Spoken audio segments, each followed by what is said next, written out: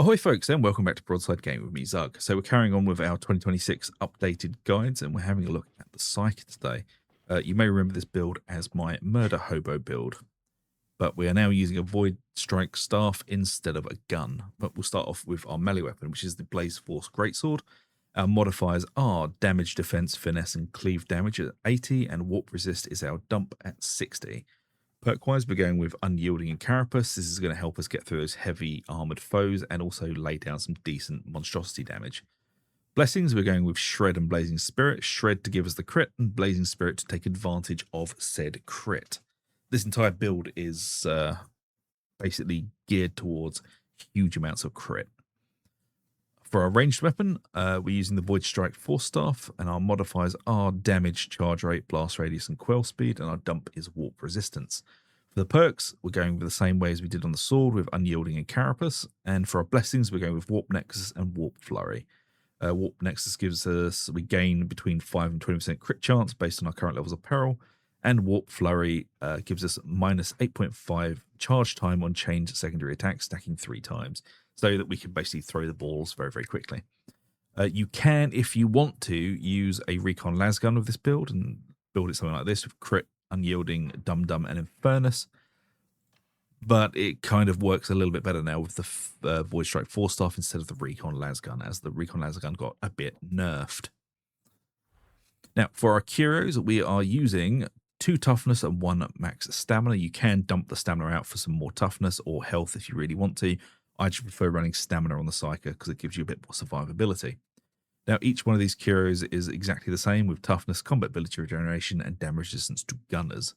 Again, on the third one, you can change damage resist gunners into damage resist snipers if you want a little bit more defense across multiple enemies. Well, that's the gear. Let's take a quick look at the talents. So, we're going to start off with metal.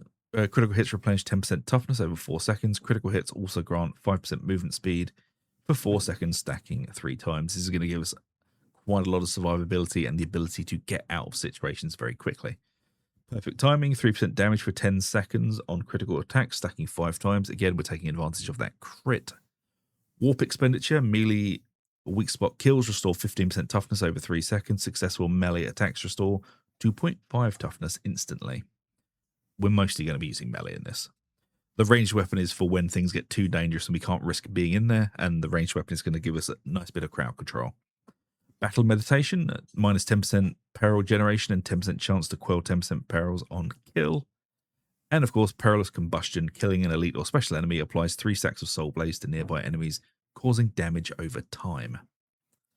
Again, lots of soul blaze and on the weapon as well. Down into toughness boost, and we're taking brain rupture. We're not going to be using this massively, but it is good for counter sniping and also with kinetic flare, just random more damage to targets we're fighting. It's not entirely predictable, but at least it doesn't just attack anything now. It's only elites and specials and monstrosities, sorry. Down into toughness damage reduction, and we're grabbing Soul Drinker. Killing an enemy with Soul Blaze restores 15% toughness over 5 seconds and grants 5% critical hit chance for the duration. Again, lots more crit. We're grabbing Lightning Speed for melee attack speed. Then we're grabbing Malefic Momentum. Oh, I can't read. Malefic Momentum, sorry, there we go. 5% damage to warp attacks for 8 seconds after a non-warp based kill, stacking 5 times. 5% damage to non-warp attacks for 8 seconds after a warp based kill, stacking 5 times. Yay, stacks. Down into warp splintering, up to 100% cleave based on peril. Critical chance boost just for more crit. Prescience for more crit. Down into empathic evasion. A critical hit makes you count as dodging against ranged attacks for 1 second. This is quite big for our defense. And the amount of crit we have, we can keep this up most of the time. Psykinetics Aura, 60% cooldown regeneration for 5 seconds. You and your ally in coherency kills an elite or specialist enemy.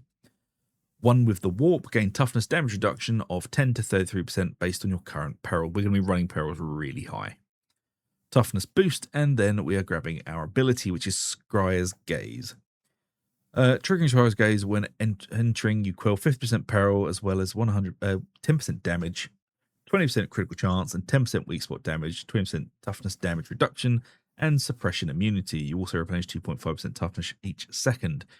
For each second spent inside, you gain 1% damage up to a maximum of 30%. This effect lingers for 10 seconds after leaving Scryer's gaze. While in Scryer's gaze, you build up perils. Build up is temporarily slowed down by kills. At 100% peril, Scryer's gaze ends and you don't explode. Precognition, weak spot kills count as 1 second spent inside of it. For each second spent inside, you now also gain 1% finesse damage up to a maximum of 30%, which lingers for 10 seconds after leaving. Jesus Christ, these things are wordy. Warp Unbound. Scryer's gaze now also prevents you overloading perils of the warp during its lingering effect. So it's not just inside of it, it's the after effect as well now. Then we've got melee damage into stamina boost. Then we're taking Warp Rider for deal up to 20% damage increase as your perils increase. Warp Ghost minus 80% passive quelling, 2 stamina and 25% toughness replenishment. Kinetic Deflection, while below critical perils, blocking an attack causes you to gain perils instead of losing stamina. Gain to peril is 25% of the blocked attack's stamina cost. Movement speed, and then we've got our Keystone, which is Disrupt Destiny. Every second enemies within 40 meters have a chance of being marked. Killing a marked enemy replenishes 25% toughness over 2.5 seconds. Grants 20% movement speed and 2.5 for 2.5 seconds and adds a precision bonus for 5 seconds. Each precision bonus grants 1% damage, 2% critical chance, and 2.5% weak spot damage. Precision bonus is stacked 15 times, and when the duration ends, 1 stack is removed and the duration is refreshed. Last but not least, Lingering Influence increases the duration of Disrupt Destiny from 5 seconds to 10. It is a very, very easy build once you get past all of the wordy goddamn nonsense.